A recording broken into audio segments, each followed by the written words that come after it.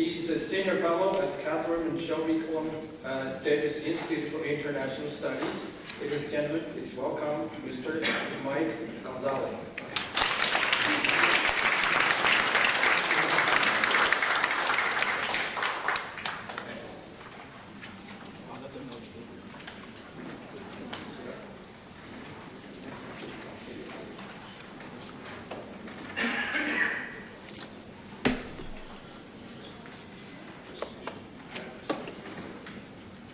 Sorry, I have pulling up a presentation that I had. Thanks for having me here. I love Boston. I went to school here, and I'm sorry that I'm here to speak about this issue because it's kind of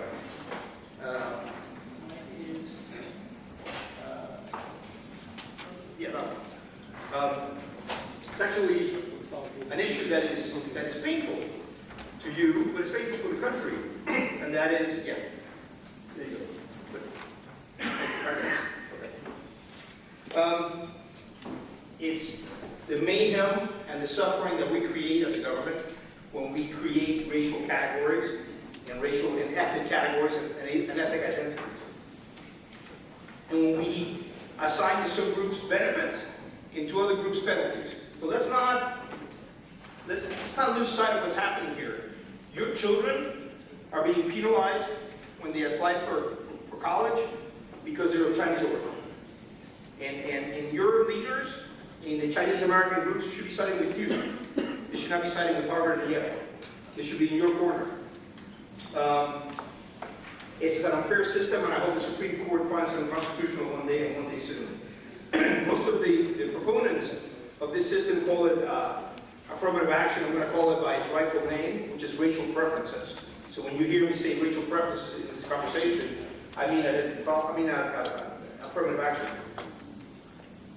And in some ways, Chinese Americans are caught in the bind because you have the left that thinks that this is right, that this should happen to you, and then you have other people who confuse this with students from China. A friend of mine said to me, "What are you talking about? I was just in Harvard, and there were busloads of Chinese students arriving." I said, "They're probably from the PRC. These are students studying abroad."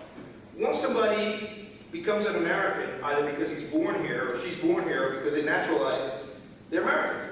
And an American deserves to be treated as an American. It's plain and simple. There's no nuance here. So we create a lot of problems when we categorize, and especially when the government categorizes. I agree with Justice Scalia here when he said this in the case Avron versus Pena, that we create mischief for the future. So throughout my career, I've been speaking against these categories. What I mean by categories? Asian Americans is one category. And you know very well there are many differences between Indian Americans and Chinese Americans and Laotian Americans and Filipino Americans. The cultural indicators are very different. The household income is very different. The mortality rate is very different. These are all very recent. Even the term minority, the way we use it today, is very recent. In Madison's day and George Washington's day, minority meant an ideological minority. And then later in the 19th century and the early 20th century, a minority was the European minorities in the Habsburg Empire, the Ottoman Empire, and the Russian Empire. It was not until 1961, a year after I was born, that minorities came to have the definition it has today. So when people have talked about diversity here, they've been right. My predecessors in speaking here from this podium about diversity. When we talk about diversity, and I was speaking to my children last night about how can you be against diversity. Yang said it institutionalizes racism. It's about group proportionalism. What is group proportionalism? Group proportionalism is the idea that in a classroom or a legislature or an office, people should mirror their percentage and proportion in the base population. And that is very difficult to arrive at without coercion. And I definitely agree with what Scalia said here. In the eyes of government, we should be all one race, and that is American. Now, I said to you how the categories of Asian Americans make no sense. It makes even less sense for Hispanics. Hispanics is a category created very recently, by the way. It was created in 1977 by a director from the Office of Management and Budget. It's all residents with ancestry in this country. But this category makes very little sense culturally or from any scientific perspective. This man, David Ortiz, Bobby Ortiz, who in the outfield here in this town for the Boston Red Sox, he's Hispanic. You want to know her? Cameron Diaz, she's Hispanic. Bruce Chapman from Panama, played for the Kansas City Royals, also Hispanic. And George Lopez is Hispanic. So, what am I saying here? All of the races in the world fall under this umbrella of Hispanics, right? And yet, the government, and this has real life consequences in our lives, the government says that somebody who is deemed to be Hispanic, his or her daughter should have an advantage over somebody who is of Chinese origin, even if the Hispanic, quote unquote, is the son or daughter of a lawyer or a doctor or a scientist, and the son or daughter of a Chinese American is the son or daughter of a laborer, somebody who works in a factory. So, this makes, as you can see, very little sense. Somebody talked about turkeys voting for Thanksgiving. What I use is the Stockholm Syndrome. The Stockholm Syndrome derives its name from a robbery in Stockholm, Sweden in 1974. 4 people were held hostage. They ended up developing a feeling for the hostage taker and sympathy for him. And they refused to testify at his trial, at the hostage taker's trial, and then they raised money for him. But Chinese Americans are not the only ones who suffer from this system. Asian Americans are 5.6% of the population, Chinese Americans even less. The system really harms all of society. Let's consider how we got here. The first major case is the case known as the Regents of the University of California, Davis versus Bakke, known as the Bakke case, in which the Supreme Court held that diversity, that word again, was sufficiently compelling for race to be considered for admissions. Then another case, which was very important, was Grutter, where the quote held that, quote unquote, there are educational benefits that flow from an ethnically diverse student body, quote unquote, and that represents a compelling state interest that justifies the use of race in admissions. So, let's go back to that when I talked about group proportionalism. If proportionalism means that an office or a legislature or a class should mirror society, if your group is 5.6% of the population, which is the case for Asian Americans, once you get out of whack with that, it's not a very diverse student body. So an Asian student body at USC is 50%, USC San Diego or UC Irvine is not very diverse, and 43% at Harvard is not very diverse. And yet, we know from a Harvard study from 2013, Harvard itself said that if only SAT scores and only GPA were used, Asian Americans would reach about 43% of the student body. So, but let's go back. You talked about principles, discussing principles.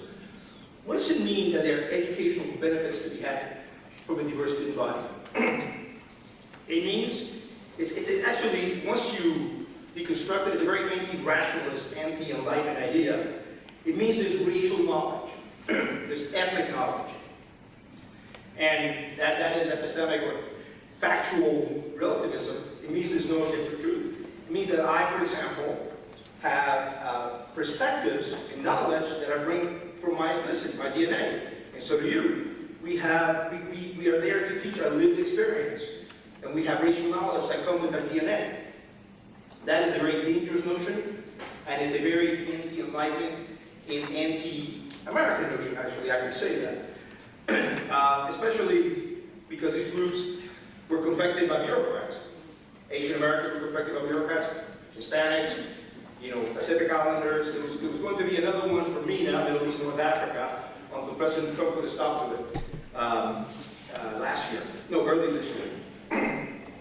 Now, the people who created these groups, a lot of them have good intentions. We should not impugn their motives.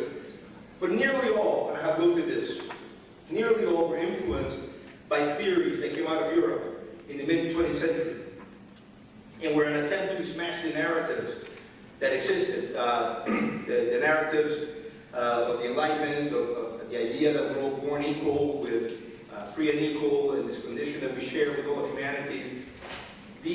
That's the modern view. The other view is the postmodern view. The postmodernists and the critical theorists thought that that was all wrong, and that got in the way. That was all. That truth did not matter. Truth did not mean anything. That truth was a bunch of language games, and was constructed to keep the oppressive class in place. And only monolithic groups, collectives, would be able to emancipate the marginalized and create a counter-narrative. Now, what is interesting about the Harvard case is that it smashes all of that. It gets rid of all that. Asian Americans, with a great GPA and a great SAT scores, do experience discrimination. Chinese Americans tell me this all the time. Indian Americans are, very cruelly treated sometimes with jokes about Apu from The Simpsons, and yet they succeed. And we'll get to that later. But it smashes this idea, this postmodernist idea, that there's an oppressor class and a bunch of subservient classes that cannot succeed because of the structure of the American system. And by the way, at the same time that that postmodernism was emerging in Europe and in France and Germany, Mao in China was creating the red categories and the black categories, which are really stem from the same idea.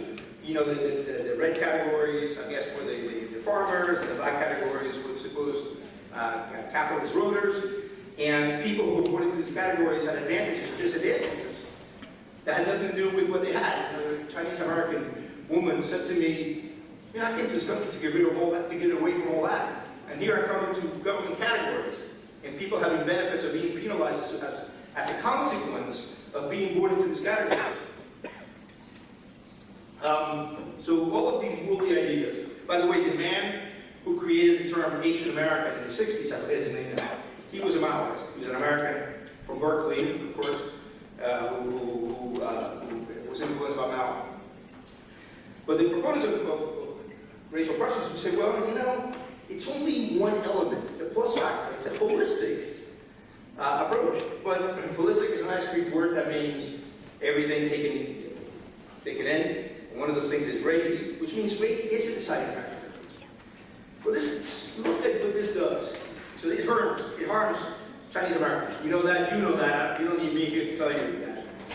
Let's look what it does to the people whose name has been directed, right?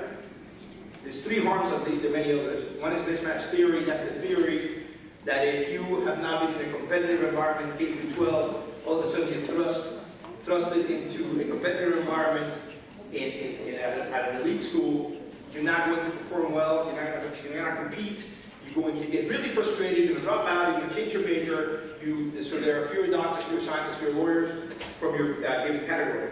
The second one is earning success. Let's not kid ourselves. If you get into Harvard or Princeton or Yale or any competitive school, Chicago as well, Stanford doesn't have to be an Ivy, and you come from one of the groups that is protected, you're going to have a stigma. But there are people who are going to say, we're going to think, not everybody, but there are some people who are going to say, you only got into Princeton because of your last name. And this is really going to bother you if you worked your butt off, if you didn't watch TV, if you didn't party, if you did your homework, and you deserve your place at Harvard, and somebody's questioning it because of who you are. This is going to be really offensive to you, the fact that the stigma is attached to it.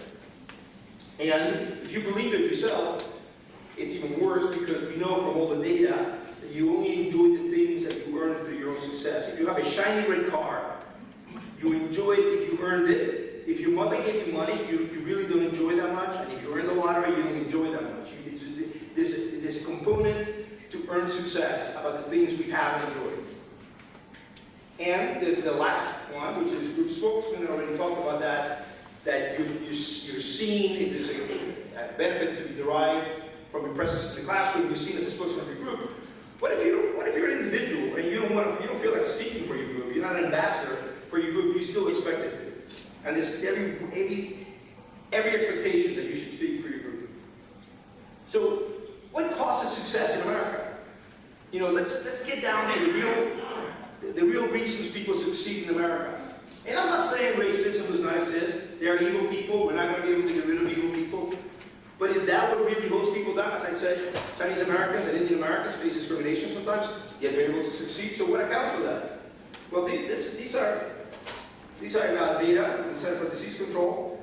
This is the out of wedlock birth, unmarried birth, the kids who are born to unmarried mothers.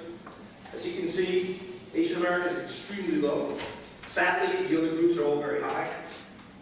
The divorce rate for women, ages 35 to 39. By the way, this is all the same across all the age cohorts, but I didn't want to have like 6 slides, so I just picked this one being, you know, where women have a lot of children at this age.